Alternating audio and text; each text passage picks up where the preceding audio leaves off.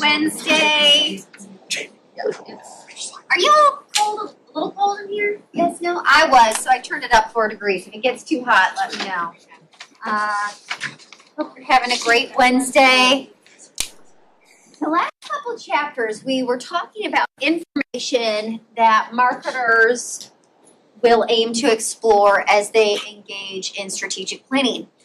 And a lot of those questions and issues that we talked about oftentimes rely on secondary data, which are the existing sources that either the company has access to or they can acquire or look into to address, a variety of different topics. Looking at what data do we have on hand or what reports or data currently exist that we can obtain elsewhere that might help us address and plan for our future.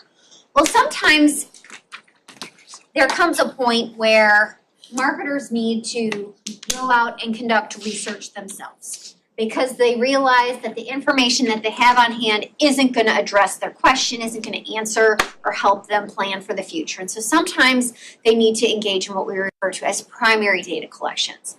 So I wanted to spend a little bit of time talking about ways marketers will try to understand consumer behavior. Oftentimes it deals with how customers perceive the brand or their service experience.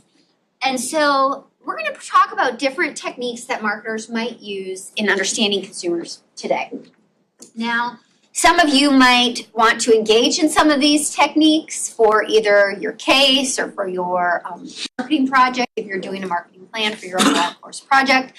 So I do want to just kind of point you in some different directions here, I guess, to some tools, particularly Qualtrics. I'll talk about that a little bit, and different techniques you might want to think about. So with that said, do we have any questions before we get started? No? Okay. So I was at the game last night with my son, heartbroken, but it's okay. It's okay. I missed the second half, but it was bedtime for him. We had to get him to bed early. But that said, it was fun. So let's talk about how we tend to understand consumer behavior. One of the most popular techniques that's out there is surveys.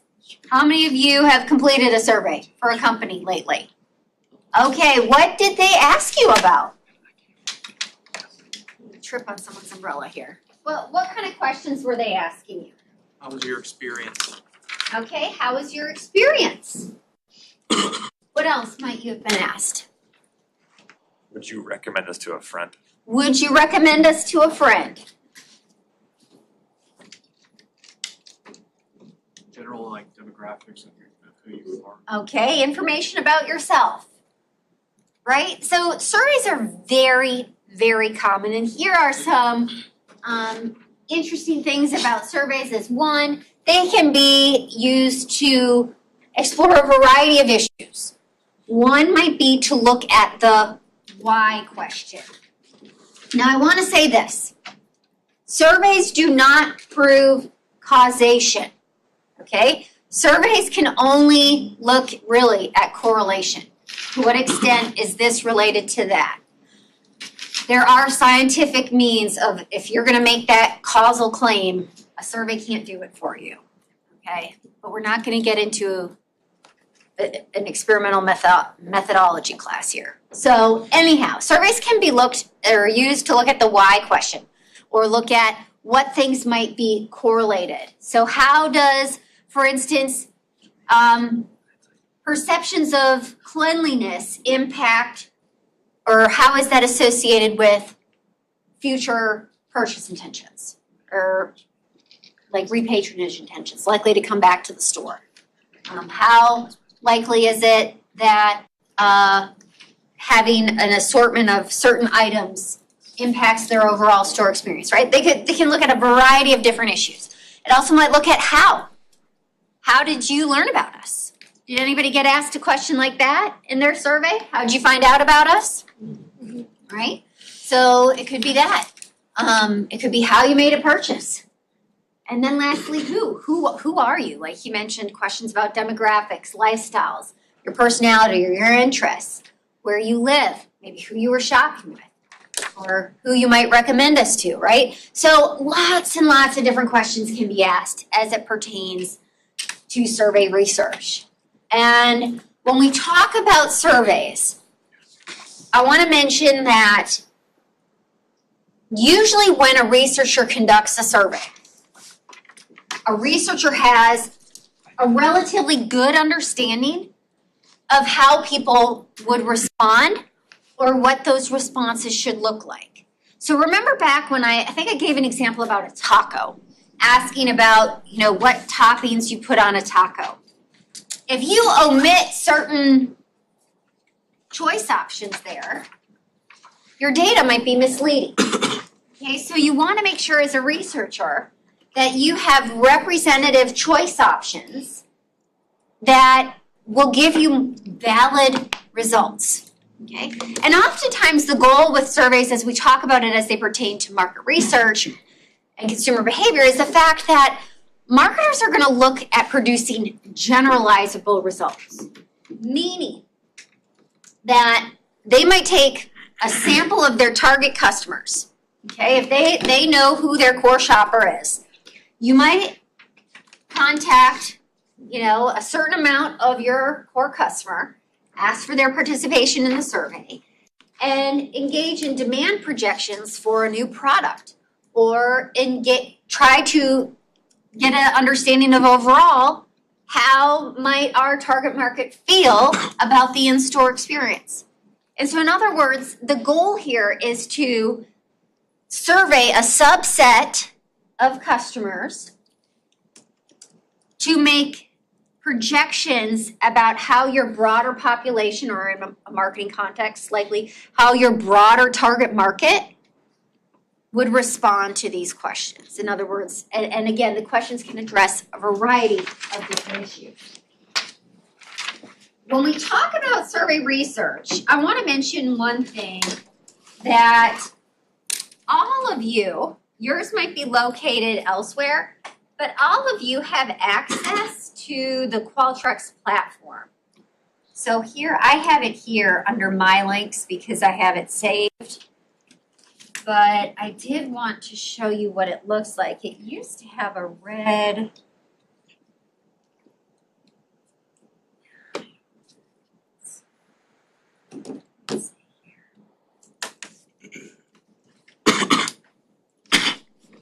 Oh, here we go. Okay, see this one right here? That says Qualtrics. Where was it? Right here. All of you have access to it. And mine's going to look a little different because I have a bunch of surveys in mine, probably hundreds of surveys. So all of you have access to this as Auburn students. It's really easy to create a survey. And so if you want to, like here, you would just hit Create New Project, Survey, get started, and you can simply go ahead and create a survey and share it in many different ways. Have you guys done this before? No? Okay, well, if you think you would use Qualtrics, I would be happy to meet with, a few of you to give you kind of some quick overviews of how to use it, because, you might want to, and it's really user-friendly. And maybe you want to use it for your case, your marketing plan. I'm not saying you have to by any means. I don't think it's required. I know I didn't make that requirement, but I think it's a really cool, easy-friendly tool. So it's available to all of you. And I wanted to point that out.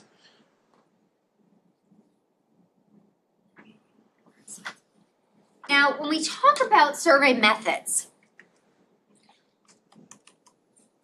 how do you think the top three are very similar? So personal interviews are like one-on-one interviews between a researcher and a survey participant. Then you've got mall-intercept interviews. I'm not sure if you guys even know what these are because they're kind of limited. Okay, you know what I'm talking about? I was gonna say, I actually did mall-intercept when I went to South Africa or Botswana for my study abroad. We worked with a restaurant there. So we went to the locations at the malls that they were at and asked different people questions about what they knew about this place, whether they, just, we made a whole survey, so. Yes, so mall interviews are exactly what he mentioned. Imagine, like, they used to be very common in the US. Not so much anymore. So there's a couple of reasons why we don't see them in the US anymore. As one, malls, demand for malls, customers in malls, that's what? Declining, is it safe to say, right? So the people are tending towards more of the outdoor mall experience rather than the indoor mall and with little kiosks down the mall hallway, if you can envision that. But researchers used to like rent kiosk space or even a store space in a mall, and they could do a lot of things from a customer research standpoint. It could be administering a simple survey. It could be doing a product demonstration with customers and getting feedback on it. Lots of different ways they could be used, but a lot of malls didn't like them because patrons kind of felt like it was disruptive to their mall experience. They didn't go there to complete a survey. They went to the mall to shop or do whatever it is that they wanted to do at the mall. So some mall owners thought it was more of a nuisance, and so they started to decline. Nonetheless, they're still around, as he mentioned, but to a much lesser degree. Telephone interviews, they still occur, pretty self-explanatory. Have you guys participated in any of these? Yes, no? Again, not nearly as prevalent as they used to be, but it would be simply that people would be called and you would conduct a survey over the phone. So the researcher would be on the other line, or it could be now an automated system, and the participant responds that way. So what do you think makes these three a little unique compared to what I have listed as self-administered methods?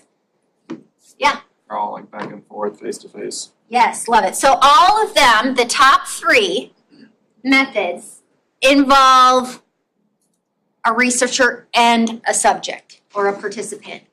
So what's the kind of the issue then when we talk about self-administered methods, such as an online survey like Qualtrics where you share a link with participants or a QR code or whatever it may be, is that typically when you have the top three and a participant has a question, maybe they need to clarify, what do you mean by this? Or what does this response option mean? You can ask those questions when the researcher's there. You can't ask those questions when you're using a self-administered method. So there's a lot of work that goes into strong survey design. Yes, surveys, like I said, Qualtrics, super easy to use, but as a researcher, you've got to really assess, are your questions asking what you intend to ask? In other words, are subjects or participants interpreting the questions in the way in which you want them to be interpreted? Look at your word choice. Look at your response options. Does everything make sense?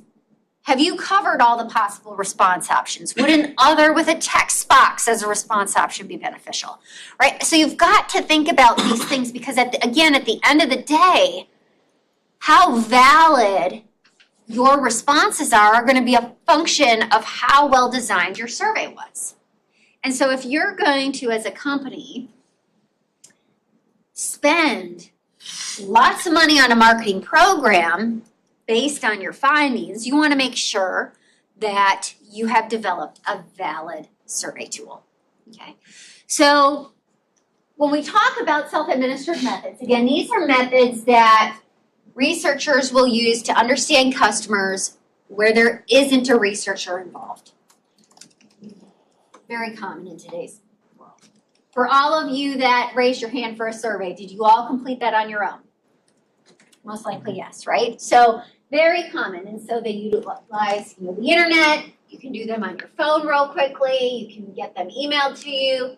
And there's a couple of really cool things with Qualtrics and with online surveys that make the survey experience more personalized. And when people are participating in surveys which they feel are more personalized to them, what do you think happens to completion rates? And participation rates? Yes, it goes up, right? So I'll give you a couple of examples of how this might work. So let's say, I'm going to start with branching first.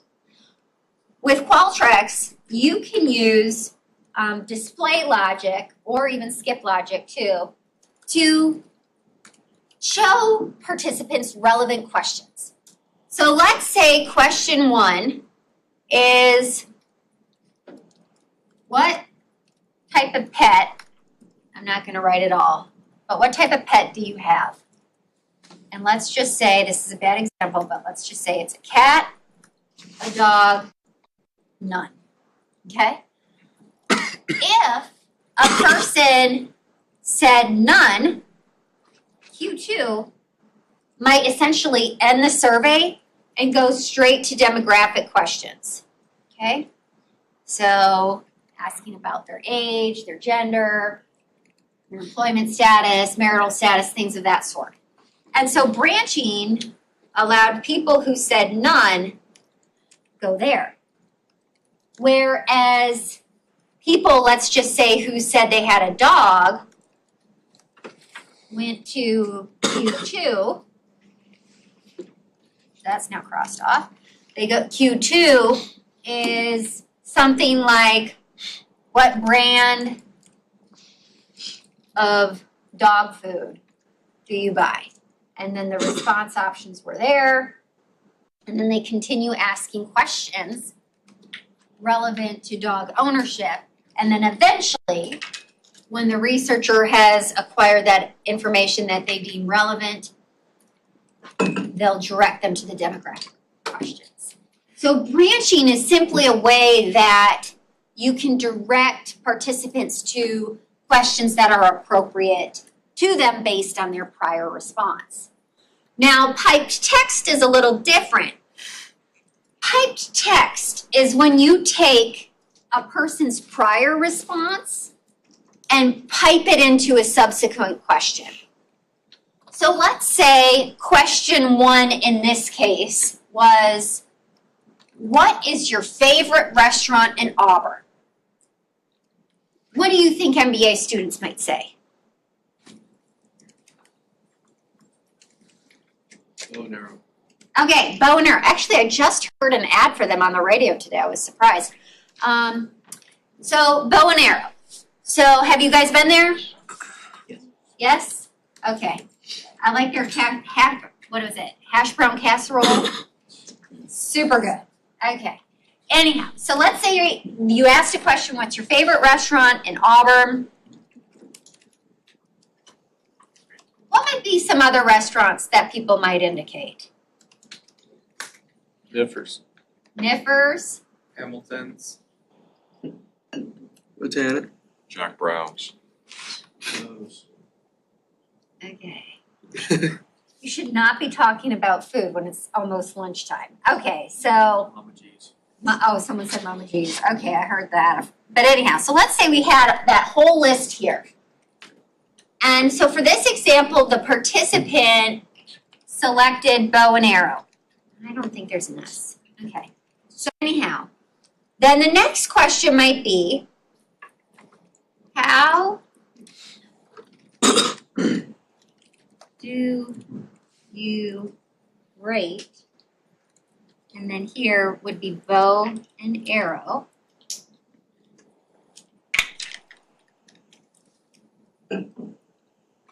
So here, this response, bow and arrow, got plugged in or piped into that subsequent question. If someone selected Hamilton's, it would be, how do you rate Hamilton's on, what, XYZ. And then it could be like cleanliness, menu, variety. I can't tell, I'm a clean freak. So cleanliness, menu, variety, customer service, price, etc. And then, so you can see, do you guys understand the difference now between pipe text and branching? Okay. You can do both. And it's so easy to do that with an online survey. Think back to mail questionnaires. Yes, they still exist today. Companies still do mail surveys, not as much as they used to, but they still exist. Think about how hard that is to do on a mail survey. They can do skip logic because they'll say something like, if no, skip to question 11. So they can do it, but it's not as easy. So that's, again, another self-administered method. Problem is they're not as fast, right? Snail mail is slow, okay? So quick turnaround time with typical internet-based surveys.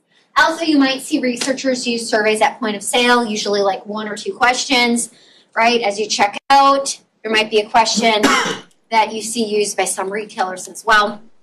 So surveys are used a lot.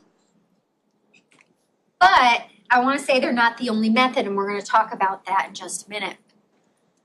Typically, when you engage in a survey, and I'm sharing this with you just in case you guys want to develop a survey in this course or in some other course, or for maybe something you do for your organization or your internship. You don't just jump to asking participants questions.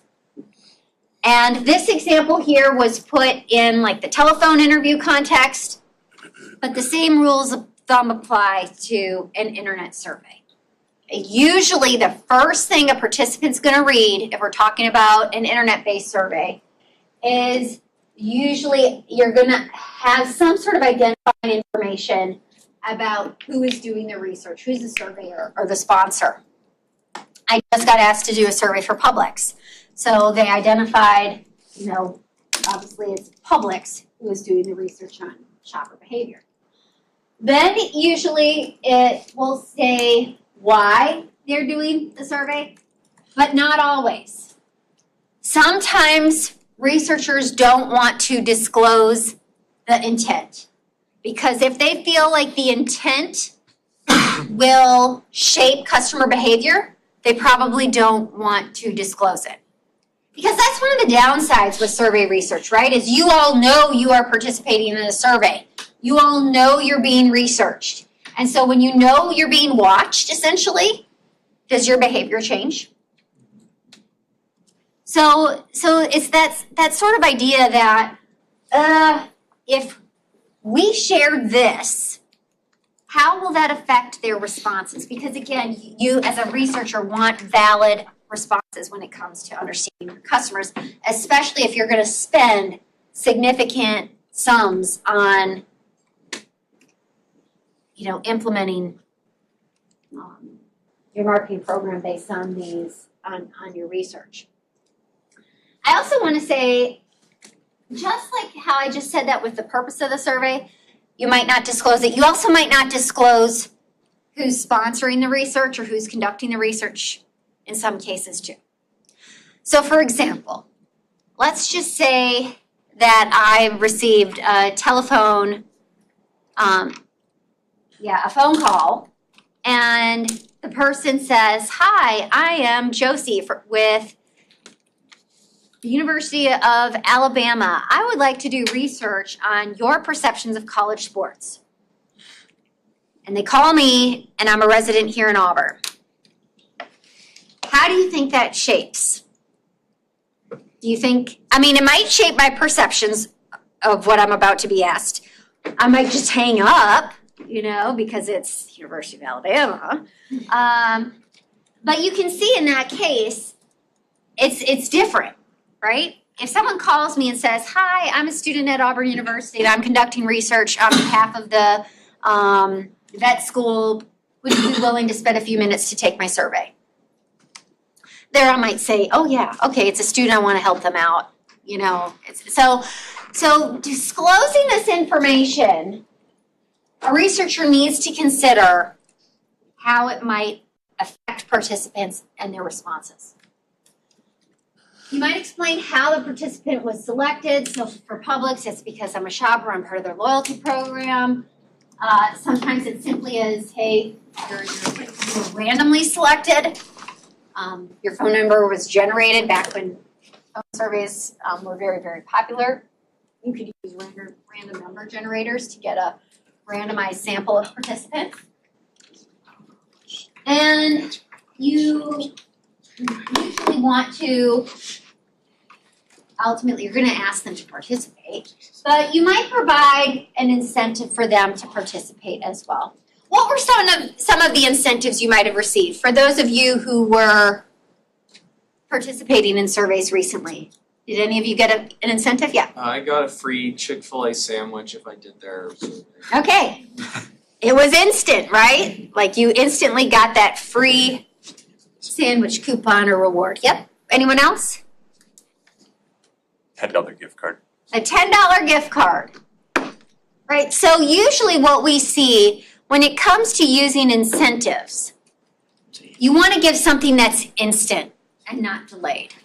Okay, so give them that coupon, something they could print or save, or maybe not print because we were talking about the issues with printing. But, get them that coupon code or whatever it may be, that reward in your Chick-fil-A app. Something that's instant is likely going to help with response rates too. Then, lastly, after you get started, or after you've explained those issues, or at least touched on them, I should be careful about using the word explain, but after those issues have been addressed, usually there might be some screening criteria. Meaning that when marketers aim to understand their customers or potential customers, they have a group of people that they're trying to study, right? Their target market. So, for example, when I first started teaching at Georgia Southern, that would have been in 2015, I had my students do phone surveys for the Bureau of Economic Research and Development, and one of their partners was a bank that operated in Southeast Georgia. So after my students gave kind of the blurb or the spiel about what we were doing, they would ask participants questions about, first off, what zip code do they live in? Because the client only wanted to get customer data from people living in certain zip codes.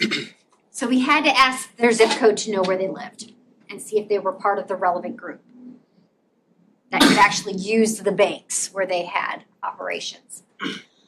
We also asked questions about their employment, whether they themselves or their spouse worked in the banking industry. And if they did, we eliminated them and said, thank you so much for your time. We hope you have a great evening. And they ended the call. Because you don't oftentimes want to alert competitors to what your company is researching. And also sometimes people who work in that industry, because of their knowledge and their expertise, have very different perceptions than your typical target market, right? Or your typical consumer who doesn't work in that industry.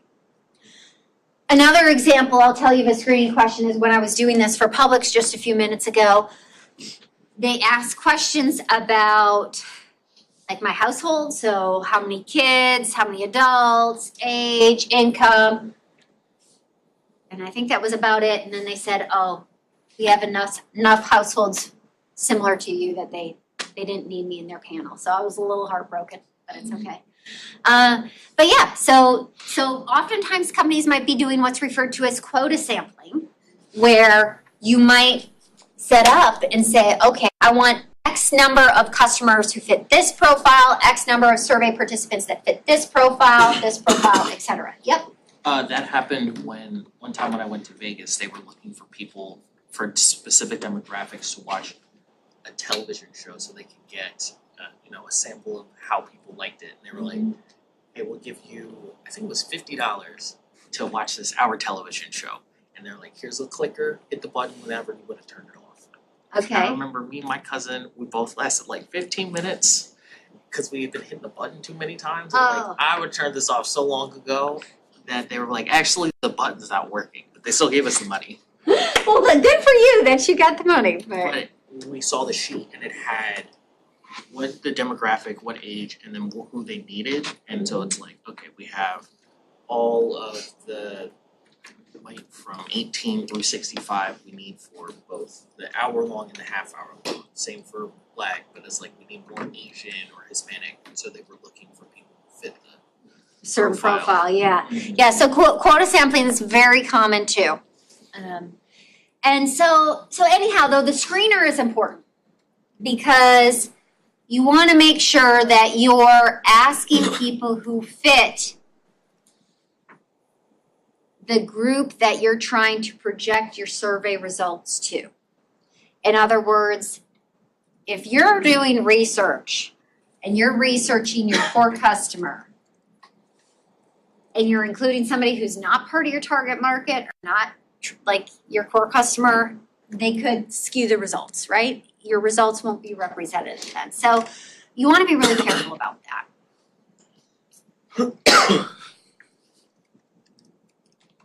And again, like I mentioned before, wording is how questions are worded and the response options are so important because it can drastically shape how people respond to questions. I want you to take this for an example.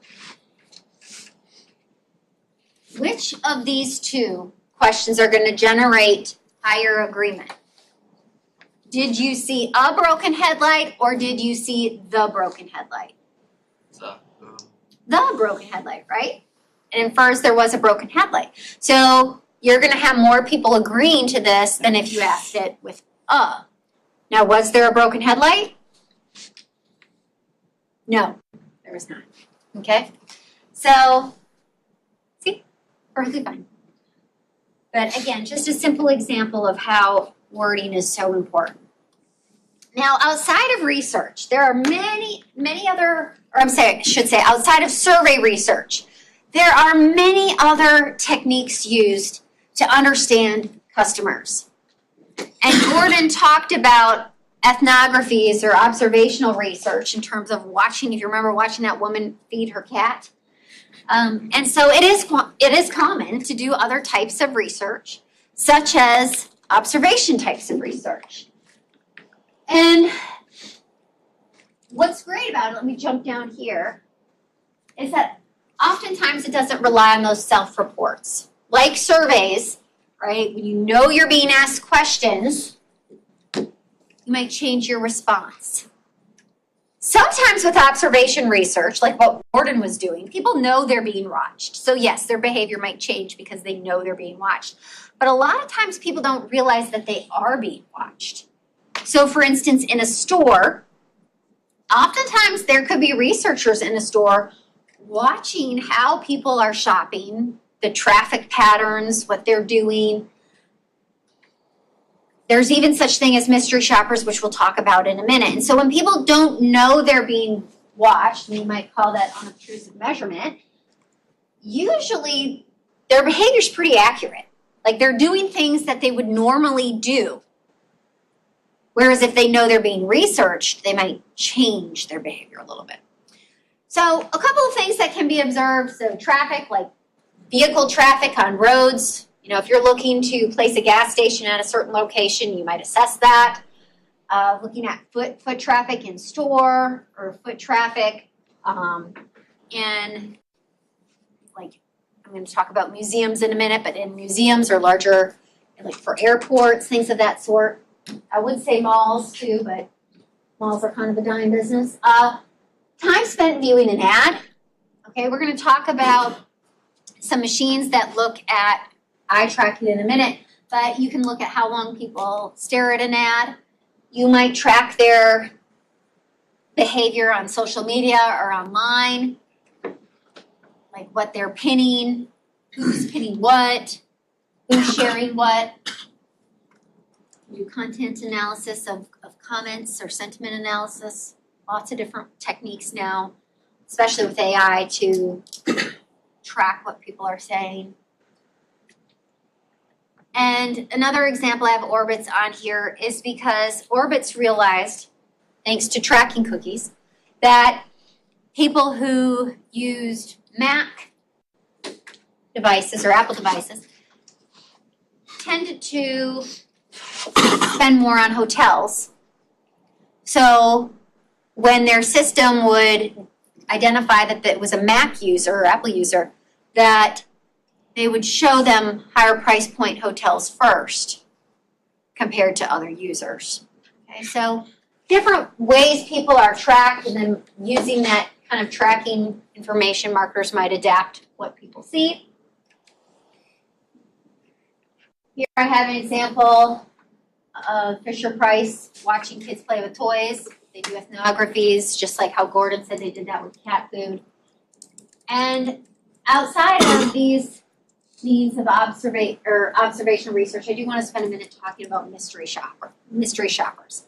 Has anyone in here been a mystery shopper, or have any of you been shopped? No? Okay. Oh, you have? Yeah, so when I worked in banking, we did that to other branches to figure out how they were gonna respond to questions and stuff like that. So they kind of sent us out in the market. So you've posed as like a customer, and then the people at this other bank didn't know. No, it was ours. And it was Okay. such a large footprint, people, they didn't know. Okay, but they didn't realize you were actually judging the bank employee's performance or whatnot. Okay, so great example. So mystery shops can happen in a variety of different industries. Let's see here. It's being weird. I'm gonna give you a couple of examples. Let's see here. I'll start with one that was of me a zillion years ago, but the same things still exist today. So this is an example of when I was mystery shopped, and I want to take for a moment to say that I've never worked in the children's department ever, but I must have happened to be in there when this mystery shopper was there. Okay, there we go. So here you can see the store, the department I was in was kids. I guess this person was shopping for field gear. The time of the shop, the day of the week.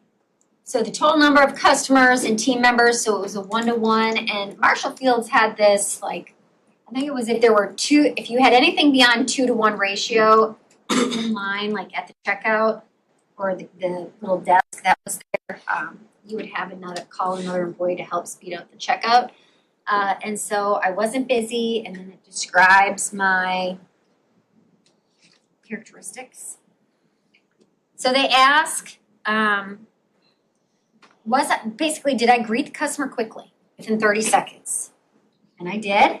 Okay, and they said, may I help you? I said, may I help you find something? And I got 10 points for that. Okay. Then employees were graded on how quickly I offered help. Okay, I was right away. So I got 20 points for that. And so a total of 30 for grading. And this was my boss's handwriting. Thank you for making the guests a priority. Then understanding the guest needs. So did I ask questions to determine what they were shopping for? Did I check back with them? So like after you greet them, give them some time, check back with them to see if they needed any additional help. Are you still doing okay? Anything I can help with? That kind of language. And so I got 10 points for that. And then did I build the sale? I don't even know what a layout set is, quite frankly. But that was what this guest was looking for. And apparently I explained the fabric content, quality, warranties, the popularity of items, pricing, sales, etc. And I got 10 points for that. I showed them a variety of different products. I probably suggested them to go to women's shoes. Yes. Oh wait, nope. I didn't. I don't know. But I suggested some different items in the other store or other parts of the store, so I got points for that. I asked if they were gonna put it on their Marshall Fields credit card. Remember, retailers oftentimes want people to have those store credit cards, so I said yes. Talked about the benefits of the Marshall Fields card. I mentioned how wonderful the items would go together. So I got 25 points. I thanked them. And got 15 points there. And the person said I was very attentive. Okay? So this is one example of a mystery shop of a store years ago. They're not just at retail stores. So as he mentions, they did them in banking. They can do them, let me see. I had another one. This was one for Great Clips that I had a student share with me. Okay, so again, reading what was said when they checked in, how friendly was the stylist, did they use a hand mirror, how great was your haircut, what was the overall environment like, okay? So they can be used in many different contexts. I mean, hotels oftentimes have them.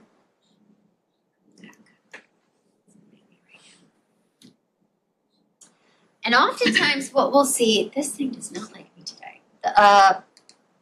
What happens is employees don't know that they're being watched, okay? And so you have this sort of like fake customer come in and assess them, and oftentimes you might be assessing, the point of the mystery shop might be to not only just assess employee performance or overall store performance, was it organized, what was the store layout like? You also might be assessing the effectiveness, for instance, of certain training. Let's say that your company engaged in a certain type of salesperson training that encouraged people to follow certain practices. And you might see, like, let's say, for instance, that there was just I don't know. Companies are really changing their return policies. Have you guys noticed that? Right? Like they're becoming a little bit stricter with returns or having return fees and whatnot. So let's say that you're a retailer and you implemented this training that said, okay, if a person tries to return it and it's been after 30 days, they only get store credit. Okay, they no longer just get their money back. Okay, have you guys noticed Amazon's doing this too lately? You're getting more Amazon credit than your actual money back. Yeah, but anyhow, so let's say it's something like that, and you have this mystery shopper come in, and it's been 45 days, and so the salesperson is helping them, and the salesperson says, "Well, it's been after 30 days, so technically I can only give you store credit." The mystery shopper might try to push and might try to say, oh, well, I would really like, my money back versus getting store credit. And try to push that salesperson to see if they actually do what they were trained to do or if they deviate. Okay? It's possible. So sometimes you'll see that mystery shopping is used to kind of assess overall training programs and are employees doing what they're supposed to do. And again, lots of different industries use them. Now, outside of people watching other people, or I guess when we talk about some of these observational research, or some of these types, you can have machines looking at people, okay, like foot traffic or time spent viewing an ad. You can use machines to help with those things. And I should say why I had the Chicago Museum on here is because they were assessing the popularity of exhibits within the museum. And anyone want to guess how they were judging the popularity of the exhibits? How long people stood next to them? Okay, so how long? So you could use some sort of recording with time. That would be a great one. But no, they actually looked. Anyone want to give one more guess? They actually were looking at how often the floor tiles needed to be replaced in certain visits, with the assumption that if it needed to be replaced more frequently, that it's a more popular exhibit. Okay? Again, interesting way to gather information on popularity versus asking customers after they left the museum, which exhibits did you like? Because they might not be able to recall all the exhibits that they saw.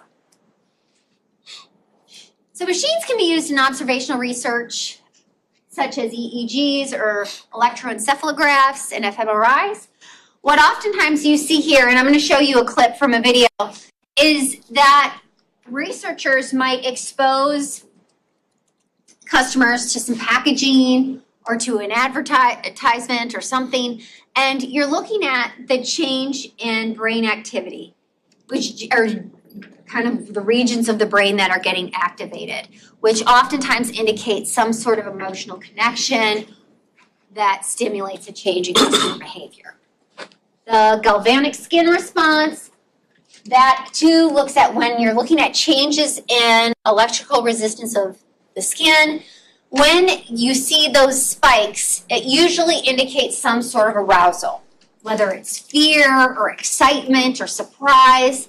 The problem is that with that methodology, it doesn't tell you what emotion is being experienced. It just kind of states that it is being experienced by the person. That person is aroused in some way. So oftentimes you'll see a galvanic skin response paired with facial action coding or survey research to follow up on understanding what emotions people were actually experiencing. Because again, emotions are largely tied to consumer behavior. We can talk about eye tracking. So eye tracking can be used to look at, where are people looking when they're looking at our website or when they're looking at our magazine ad or watching an ad on TV, whatever it may be, or even in-store shelves, okay, which you'll see in a minute. When people are processing these marketing stimuli, what are they looking at? So for one, do they even see what we're trying to show consumers? Okay. How long do they stay there? So how long are their eyes processing a certain stimulus? And what's the pattern? Okay, so if we're talking about a magazine ad, where do they look first? How long do they stay there? Where do they look second? What's the flow in which they process the ad? That can be impactful. So different ways eye tracking can be used. And lastly, there's facial action coding, which looks at judging or making assessments about a person's response based on their facial expression. So we as humans have tendencies to change our facial expression in a similar way that indicates a certain emotion is being experienced. So in this case, what emotion is this person experiencing? He's got his inner brow raised, his outer brow raised, his lips are stretched apart. He looks frightened. He looks frightened. Yeah. It's likely he's experiencing fear. Yep. So we might make assessments like that, and I'll show you a little clip too on that in just a second. So let's look at this shopping with eye tracking first. Your perfect domain is out there. You might have to watch a few commercials. And make it yours. Back now at 8:11 with more of our series, Marketing Mind Games. On Monday, we talked about a few ways retailers think they're tricking us into spending more, but just how effective are they? We teamed up with Martin Lindstrom, chairman of the marketing neuroscience company Biology Inc., and author of Biology, to go inside the brain of a shopper. Kelly Hannison, a married mother of two, agreed to be the subject in our experiment. This is a 32-channel EEG cap. First, the researchers placed an electrode cap on Kelly's head to monitor her brain activity. Then 2 eye cameras are added. One follows what Kelly is looking at, while the other is pointed at her pupil, which will dilate when something catches her attention. In a separate room, the recording devices are connected. Kelly's eyes are calibrated and then tested. But before the actual experiment can begin, a monitor is used to make sure that there is a strong enough signal coming from Kelly's brain. Martin Lindstrom's instructions to Kelly are simple. When you're walking down the aisle, you pick whatever product you want. For the first part of this experiment, Martin and his team removed all of the eye-catching sale signs, special offers, and displays. But there are some products still discounted by the manufacturer. Kelly stops and looks at several items, but in the end only chooses a few. 2 out of 3 is on sale, and that's the reason why you go with it. Kelly's brain scan shows there was very little stimulation. For part 2 of the experiment, the same aisle is transformed into an overwhelming sea of big displays, special offers, and good deals. The reason for this, to see if Kelly's brain would respond differently. And it did. Kelly notices the big sale signs and takes full advantage. But she doesn't fall for every tactic. This time, Kelly buys more items than before. The shampoo was a good deal, and I haven't tried that shampoo, so I figured, for $2, it was a good chance to try it. Very good deal, 99 cents. I need a new mascara, and it was on sale, so I was like, okay, let's throw it in. Now tell me, how was the experience this time? It was fun to see the big signs and everything, and not laugh and notice that I'm getting manipulated a little bit here. But there is one product that Kelly stays true to. The pediatrician recommended this, and it works well for my son, so I have to stay loyal for my children. Is there anything in this chart which is not on sale right now? The one where the kids lotion sit for in my the driver's children seat? and the mousse. It was on like the regular sale, but not your big signs, because I need a new mousse. But you didn't. Last time you I didn't catch it. You didn't catch it. And this time I saw it.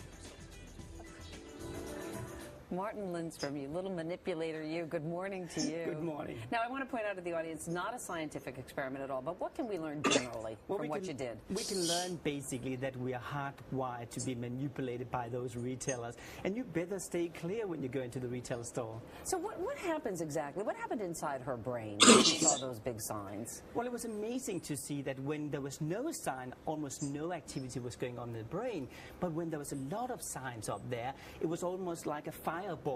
You could see that the emotional part of the brain was really activated. The emotional part? Yeah, the emotional part. So it was amazing to see she was really engaged in this particular sales. And actually the eye movements was even higher. So really, she was hardwired to be seduced by all those discount And yet she signs. wasn't totally seduced. She pointed out that when it came to that lotion for her child, that was not on sale, but she picked it out twice. Yeah, but that was really interesting because what happened was that she was actually not buying a product for herself. She was buying a product for her baby, the 4-month-old kid at home. So she was so emotionally engaged with the kid at home that she didn't care about the discount. And what we can see from this study is that when you look into the brain, again, the emotional part of the brain was activated. Yeah.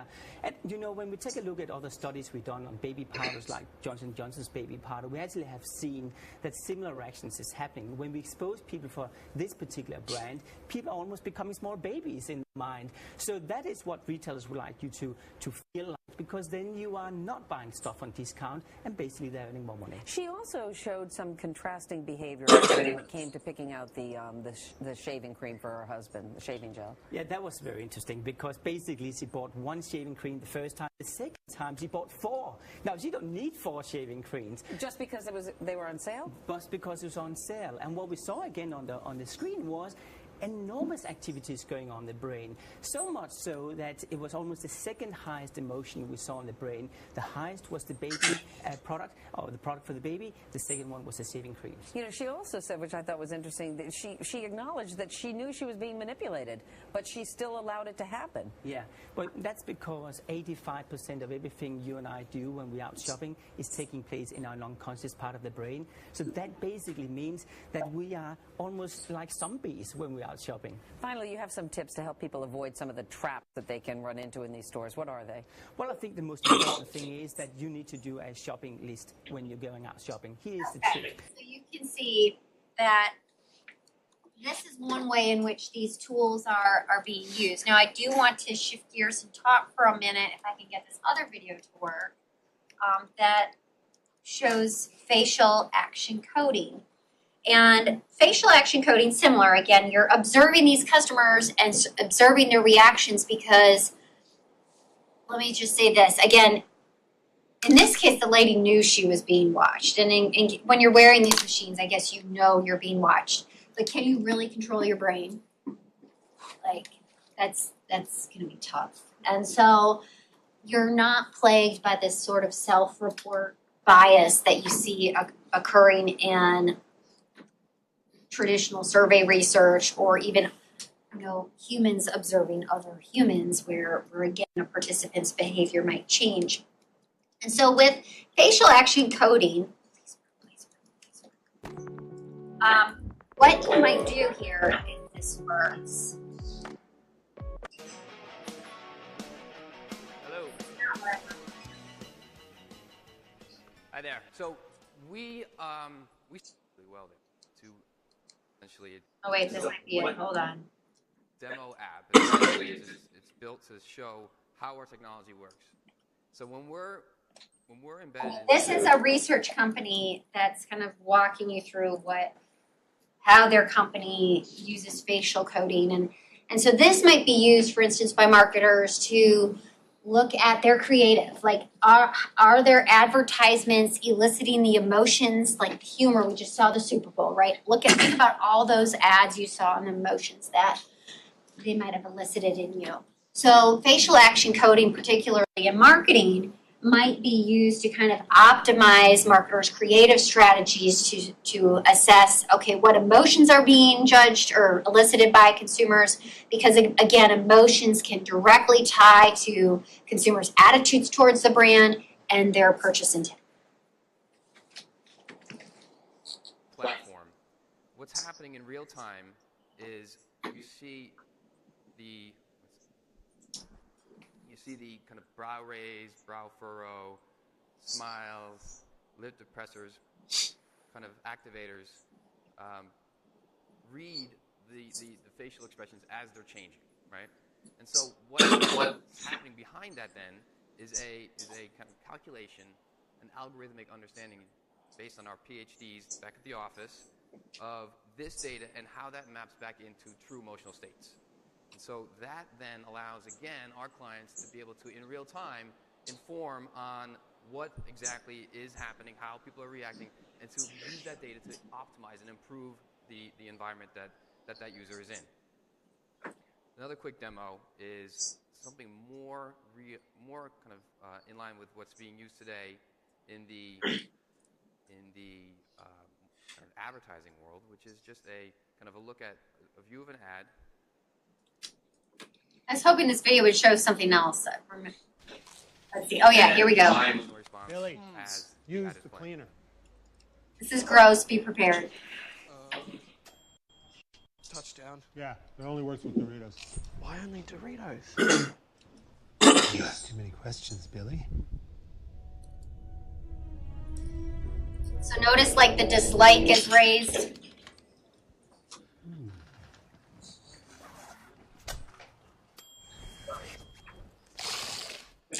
Then you've got confusion. Level of engagement with that. I think the ending kind of ruined it for me, actually. So basically, you have people watch it, and then you are assessing. So see, these are examples of people, like this guy's laughing. It's really useful for them. So you can see, right? They're tracking these people's emotional expressions, and yeah, okay, it was gross to me. But again, our emotions are like instinctive, right? We can't necessarily control them.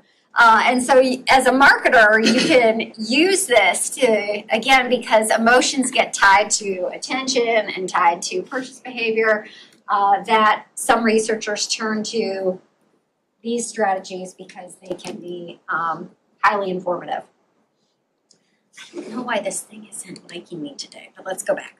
So continuing on, there's a bunch of other research techniques that fall under what referred to as sort of qualitative techniques, which marketers might use to get an in-depth understanding of something.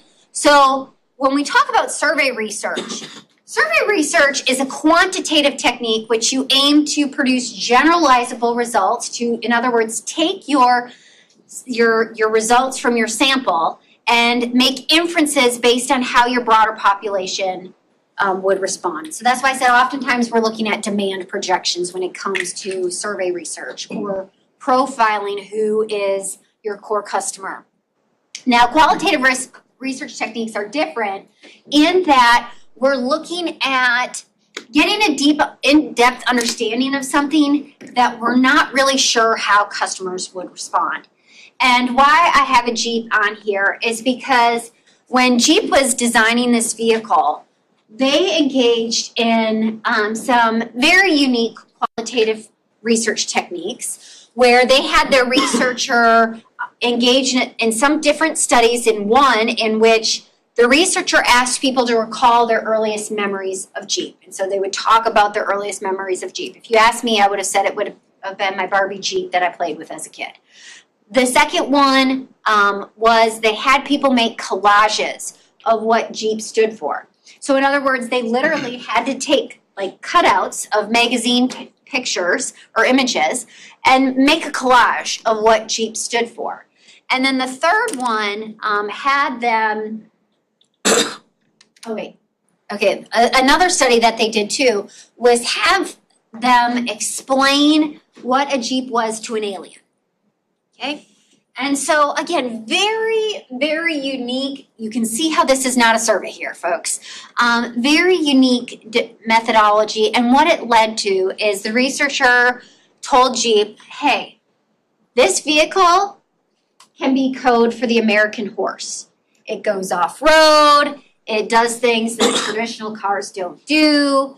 And so because of the way in which respondents described Jeep, it led Jeep to change the headlights from being square to round because a horse's eyes are round and not square. So that is the story behind the Jeep headlights. And oddly, in the 80s, they tried changing back the headlights to square, and people got very upset about it. And there was this sort of emotional disconnection between consumers and the design that they reverted back to the circular headlights. So let's talk a little bit about projective techniques. Projective techniques, actually, let's do one, and then you'll get a feel for it. Okay. First off, when I say the word Hydrox, what comes to mind? It sounds like a cleaner. It sounds like a cleaner. But I know what they are. You know what they are. Anyone else want to say something? Hydrox. Some people would say hydroxycut if I asked them. Hydrogen peroxide. Chemistry. So Hydrox was actually the first sandwich cookie on the market. And why the company called it Hydrox is because they thought the combination of hydrogen and oxygen symbolized purity. And so people would feel like they're eating a pure cookie. Most likely none of you in this room had that perception. Okay? So they might have benefited from a free association technique, which usually gives people a list of words, and you ask them, what is the first association that comes to mind when I say a word? And so the researcher would say a word and the participant says a word. And you're looking at how quickly people respond, because usually the faster the response, the stronger connection between what the researcher's word is and what the participant is saying. So you can use this in understanding different brand names or brand perceptions. Lots of different ways these can be used. And so I'll give you an example of, let's say that I am trying to come up with a name for a perfume. And typically a researcher in this case might have a target word or a potential brand name that they're really trying to test. So I'm going to say a word and you say the first thing that comes to mind. Again, this is a safe space. What gets said in here stays in here. So, infinity. And beyond. Ooh, there you go. Ale. Okay, and beyond. Encounter. Alien. Alien. Flame. What? Precious. Jewel. What? Jewel. Jewel, okay. Yeah, so one of those might have been the target word, and so we're just looking to see, how people respond to a word. You even can do it for celebrities, like if you're trying to figure out who you might want to have as a spokesperson. So if I say Angelina Jolie, what comes to mind? Okay, lots of different things. So anyhow, lots of different ways these can be used, and they also can be used as icebreakers in a focus group or some other research setting. Sentence completion is the same thing in terms of you're looking at what comes to mind as people complete a sentence, so a little bit different than a free association technique. So with this, you might uncover consumers' motivations, their attitudes, their brand perceptions or emotional connections to a brand. So other examples might be things like this. People who buy brand X are blank. So let's say people who buy Chips Ahoy are weird. Okay. People buy Chips Ahoy to snack. Okay. I don't like Chips Ahoy. I was just having this discussion with my admin, and I was telling her how I didn't understand why people buy Chips Ahoy. And so I wanted to use that as an example. I'm more of an Oreo fan than a Chips Ahoy fan. So anyhow, so you might use a sentence like that to, again, reveal people's motivations or their attitudes towards a brand. And again, these are versatile. They can be used in so many different ways. But you can see in both of these techniques, the free association and sentence completion, that it's considered a projective technique because it's an indirect means of questioning. I'm not asking her, hey, how do you feel about Chips Ahoy? Instead, I'm asking her these odd sort of questions where people are projecting their feelings or their attitudes towards a task or an inanimate object. Okay, or sometimes they're being asked to respond like somebody else, which I'll talk about at the very end of this slide set. So projective techniques can be great because oftentimes people are unaware of their attitudes or how their feelings. Sometimes, like we talked about with self-reporting bias, if they report the truth, they might not seem logical. They might feel like, the researcher won't like me if I say the truth, or the researcher might think I'm stupid if I tell them this. And so sometimes responses can be too personal or might make the person feel like he or she looks, not credible, or it might hurt their self-image. And so these can be used to get past those sort of conscious filters that we all have when we know we're being researched. So an analogy looks at similarities between two items. So for instance, I might say to you, I'm going to read you a list of stores here, those indicated on the slide, and then I would like for you to tell me which of these is most similar to Ford.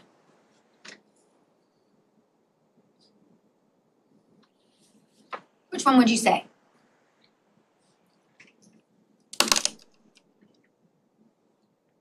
Walmart. Target. Some say Target, some say Walmart. Now I would ask follow-up questions about what is it about this store that's most similar to Ford? So we just picked Target. Why? What is it? What makes it so similar? You see, it's not like the cheapest car, but it's also not the expensive car. I don't know. Okay, so not the cheapest, but also not the most expensive.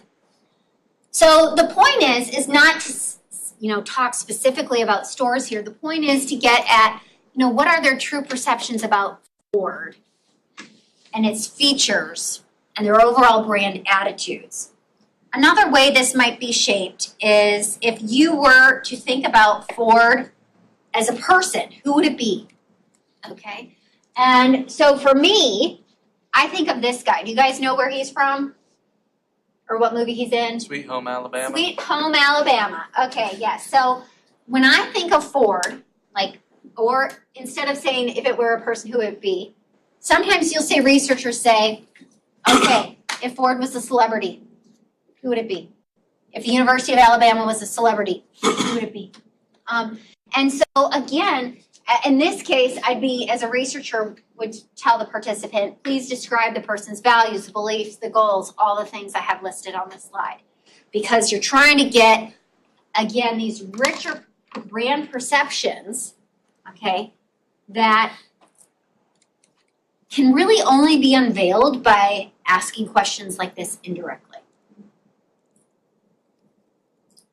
Another projective technique here is a cartoon or a balloon test. So oftentimes these are used in understanding service experiences. It's a fun way to get at people's motivations or their perceptions of a product or service encounter. And so you give them a picture of something, and maybe you have the bubbles both empty, or in this case, one bubble is completed. It says, thanks for doing business with us today. Is there a way we can better serve you in the future? So let's just say this was Verizon, okay? And the employee is saying this to the customer. How would you fill in that bubble?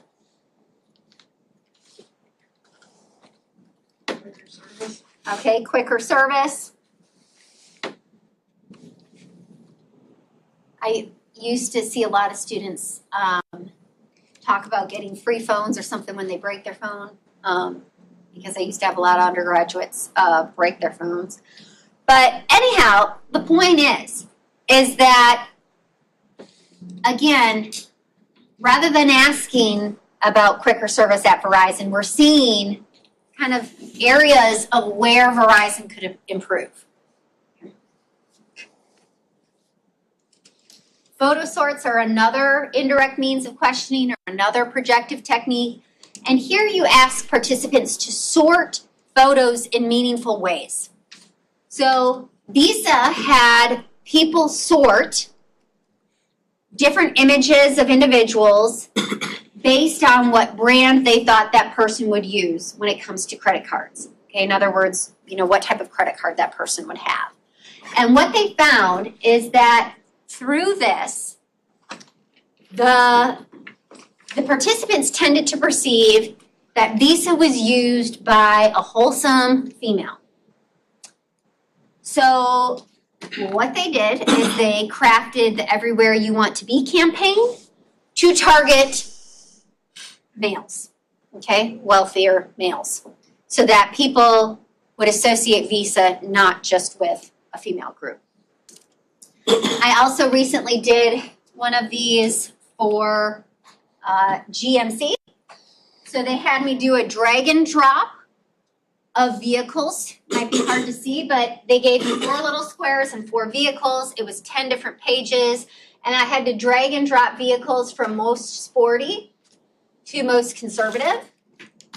And so again, what they're probably looking here at what features really make a sporty vehicle. So rather than asking me or participants directly about what features make a sporty vehicle, they're looking at what are the common themes among the vehicles across these 10 pages that are routinely getting placed in more of the sporty category or more of the conservative category.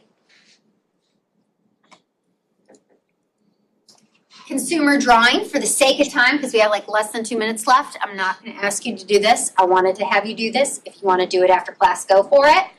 But you can have consumers draw things, okay? Like, how does a brand X make you feel? And Raid did that. If you think of Raid roach spray, Raid roach spray found that when people see roaches in their homes or their offices, they have this sense of fear and this sense of powerlessness, like they're not powerful. And so using Raid roach spray made them feel powerful because they could, this sounds horrible, but they could instantly see that roach die. And so they believe that why Raid roach spray is still around today, and one of the main reasons is why people buy that is that sort of sense of power they get when they use it. Other ways of using consumer drawings could be, besides how the brand makes you feel, it could be like, draw me what a typical Pepsi drinker looks like, or draw me what a typical Coke drinker looks like. I once had a student draw a donkey and a unicorn. You can guess what brand was associated with what, or what brand was associated with which animal. Probably the most creative person I've ever met in my life. Lastly, in terms of projective techniques, instead of engaging in a task, you might simply ask people a question that's framed using third person. So, what does a typical Auburn graduate student feel? Or what do Alabamian, or like speaking more broadly, what do Alabamians like about Alabama? You know, so thinking more broadly. Why don't many people provide breakfast, nutritionally balanced breakfast? Why do most people? So you can see that rather just saying you're having them kind of speak more broadly to, for instance, maybe the typical person. Again, it's so the question doesn't seem threatening. We'll end there for today. We'll pick things back up next Monday. Have a wonderful weekend and enjoy what I think is about to be a rainy day today and tomorrow, is what I heard. Stay dry.